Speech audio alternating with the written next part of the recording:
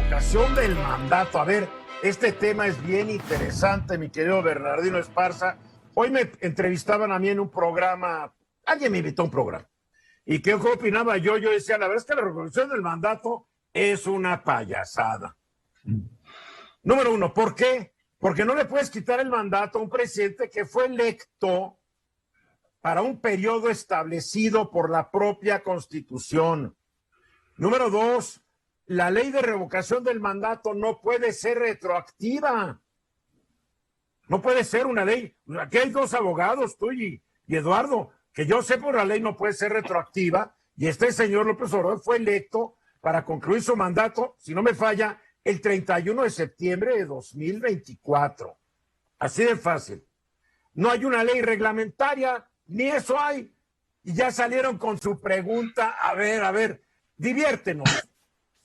Ahí te va. Bueno, yo no, Eduardo, lo que está dándose en los medios, ¿verdad? Lo que está diciéndose. Ahí te va. ¿Quién Mira, dio a dicen, conocer, Ricardo Monreal o quién?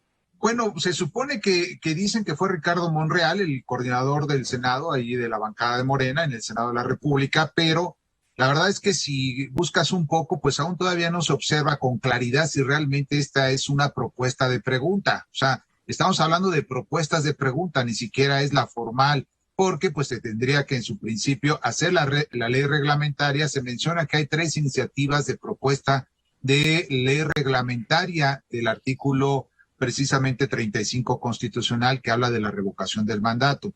Entonces, la pregunta que pues está corriendo pues en los medios dice de esta manera, dice, ¿está de acuerdo con que se concluya de manera anticipada el desempeño del cargo de la persona titular de la presidencia de la República a partir de la pérdida de confianza? Esa es al final la cuestión, y al parecer esto último está causando mucho ruido, pérdida de confianza.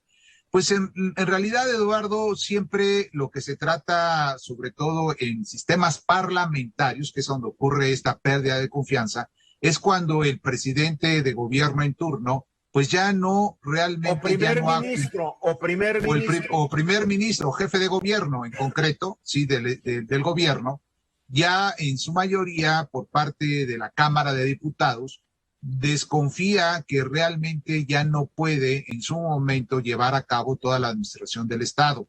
Pero sí, no solamente se somete a votación un voto de pérdida de confianza, así de fácil. De pérdida de confianza. Ya le perdimos la confianza y el partido en el poder pierde la confianza, pierde el poder y se vuelve a hacer otro gobierno. A ver, aquí, ¿por qué no hacer una pregunta tan fácil? A ver, ¿estás de acuerdo que con base en los resultados de esta encuesta, el presidente en turno se largue a su casa 2 días después de que se den a conocer los resultados? ¿Sí o no? Ya digo, sí, ¿para qué tan complicado todo el asunto?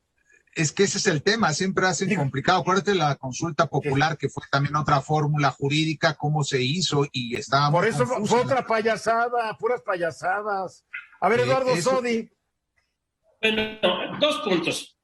Primero, el presidente regañó a los legisladores porque no habían emitido la ley secundaria, que debió haber estado lista en junio de 2020. O sea, debió haber estado lista hace un año, no está, y ahora lo quieren hacer fast track y a ver cómo les sale. Número 1. A ver, ¿y por qué no lo regañó? Porque no desaforaron antes a un diputado supuestamente violador. Ni porque no emiten las leyes que el propio Congreso, la propia Constitución establece. Bueno, a ver, ¿por qué esto de la pérdida de la confianza? Porque en la propia Constitución, en el artículo 3º transitorio, se establece que esta revocación de mandato puede suceder si se ha perdido la confianza. Es decir, la propia Constitución en su reforma estableció que se podía hacer este procedimiento para determinar la conclusión anticipada en el desempeño del cargo a partir de la pérdida de confianza. Pero la reforma fue después de la elección de Andrés Manuel López Obrador. No. A ver, yo estoy de acuerdo en que esto sería retroactivo. Entonces, estoy de acuerdo. Además, a ver, los requisitos para que la petición de que dejara su cargo, bueno, es el 40% del padrón electoral, 37 millones de personas. Y luego de ese el 50% más uno, o sea, 18.750.000 personas o 18.500.000 personas tienen que decir que se vaya. Pero además los requisitos son tan complicados. A ver, 3% del padrón electoral que firmen que quieren que se haga la consulta. Pero además se necesita que ese 3% corresponda al 3% de por lo menos 17 estados de la República. O sea, no es sencillo el que se cree. Pero además la propia Constitución estableció, Bernardino, que se debe darle el presupuesto al INE también en un transitorio. Así es que si no le aumentan el presupuesto al INE para hacer esta consulta hay violación constitucional. Y por último, no se necesita la ley secundaria. Realmente, si no se emite, la propia Constitución da los lineamientos muy claros para que se hiciera en todo caso la revocación de mandato. Pero sí, coincido, si no se hace bien esto, solo va a ser capital político para el presidente y bueno, sabemos. Otra payasada. A ver, Lila. Pues sí, Eduardo, justo lo que dijo Eduardo Sodia ahorita, creo que ese es el fondo de todo esto. A ver, es una cuestión de estar en una cuestión electoral constantemente. Es estar cercano a su base electoral, es otra medida populista. Este debate que tenemos aquí jurídico tiene mucha importancia, pero creo que para el presidente simplemente pues estar cercano de su base electoral, estar cerca de la gente y mantener a todos los demás entretenidos con una consulta que en realidad no va a funcionar. Como lo mismo que pasó con su última consulta el 1 de agosto. Son puras cuestiones populistas que mantienen entretenidos a los que nosotros estamos platicando de ello ahorita. Y no contribuyen en nada para el beneficio material de los mexicanos. Guillermo. Oigan, abogados, a ver, yo ya tengo entendido que para que haya una consulta de revocación de mandato tiene que ser originaria desde el pueblo, es decir, no la puede solicitar el Ejecutivo. ¿Es eso correcto o no? Lo acaba de decir Eduardo Sodi, 3% del padrón electoral, ¿no? 2.800.000 personas. Pero aquí no le está, estoy de acuerdo, pero aquí el pueblo no le está solicitando. Va a darse en noviembre, se iniciaría esa parte para recabar las firmas, de noviembre a diciembre sería. El 15 de diciembre se terminaría. Entonces, falta el proceso en donde el pueblo le haga la petición o para hacer una consulta para ver si ante una falta de confianza, que ahí está el truco de todo esto, se hace la consulta, ¿es correcto? Sí, y aquí lo más simpático es el propio presidente el que quiere juntar las firmas, ¿no? Lila.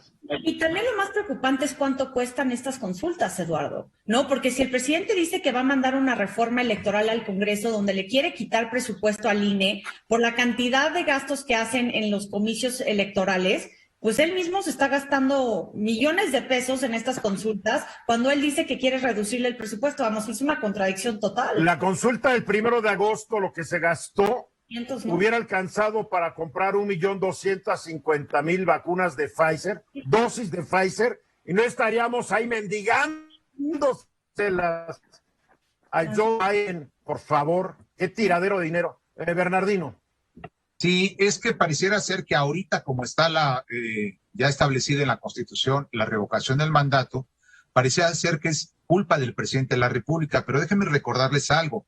Cuando se reforma la Constitución, es por mayoría de las 2/3 partes del Congreso, es decir, todos los que la aprobaron tienen también esa responsabilidad, es decir, los legisladores.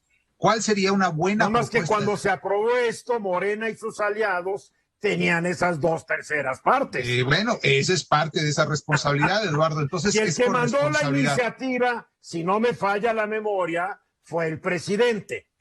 Bueno, ahí está esa parte, sí, eso es cierto, pero hay una aprobación también en ese contexto, pero en el Senado no se tenía la mayoría, Eduardo, solamente en la Cámara de Diputados para aprobar la reforma constitucional. Sí, pero mira, ahí se tenía casi la mayoría, casi la mayoría.